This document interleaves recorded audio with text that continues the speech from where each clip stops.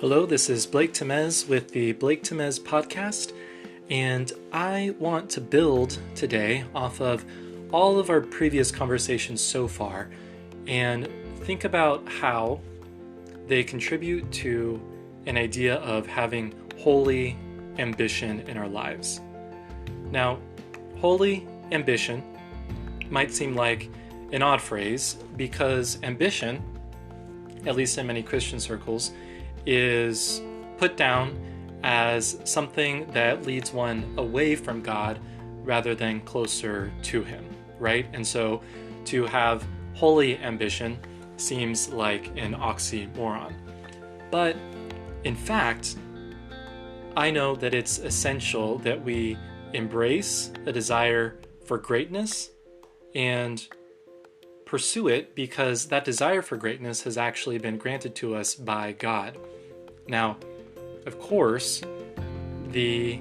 general understanding that ambition is bad or dangerous is based in the reality that we are prone to self-deception, that we are prone to desiring things for the wrong motivations, and all of that stands to be the case. It's true, but we don't want that truth or those realities that we want to be cautious about to overwhelm the reality that greatness is to be pursued, and that if we're to be effective Christians, effective disciples of Jesus in the world, then we need to have a real sense of holy ambition in our lives. Now, when you think back to what's been discussed in previous episodes about internal family systems with your parts, or God images and God concepts that affect how we relate to God, to others, and act in the world, or these different mindsets between the right brain, the left brain, between the master and the emissary, that if divided from one another, prevent us from having a holistic view and can cause us to get trapped in narrow perspectives that prevent us from being effective in our lives. And all of those ideas, the IFS, the God images, the master, and the emissary, can be used as tools to guard against self-deception and to cultivate wisdom in our lives so that we have a self-awareness, an awareness in our relationships, an awareness of who God is, and an awareness of the world that we live in, right? The signs of the times, as they're often called, and put that all together for effective action inspired by holy ambition for greatness in pursuing career goals, relationship goals, goals when it comes to creating something new or contributing something that is lacking in your community and making a legacy for yourself by developing that and learning how to hand it on to your friends, to your family, to your children, so that what you create outlives you and continues to benefit people for years to come. And so that's what all the previous topics can aid us in, is a more integrated sense of self that allows for a secure and motivating attachment to God that empowers us for effective action towards our goals.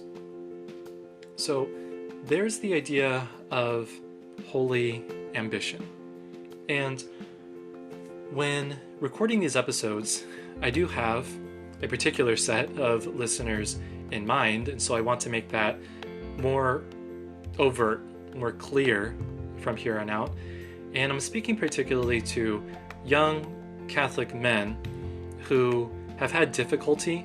navigating their spiritual development, the development of their relationships and of their interests, whether that's their careers or their academic interests, whatever it might be. And to recognize that you're seen and that I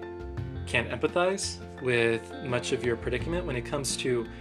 wanting to take steps forward but not knowing exactly what the next step is or who to turn to for mentorship and guidance. So moving forward in the podcast, we're going to be looking at how to, again, cultivate that wisdom related to self-awareness so that we can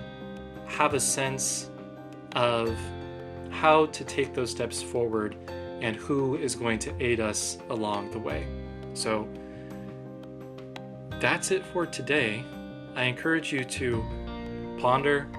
to discuss with others what it means to have a holy ambition and how that seems at odds with what you've learned about spiritual development through the Catholic tradition,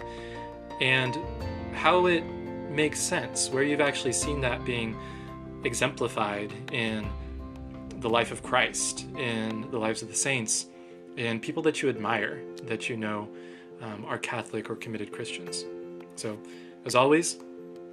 thank you for your time and attention, and God bless.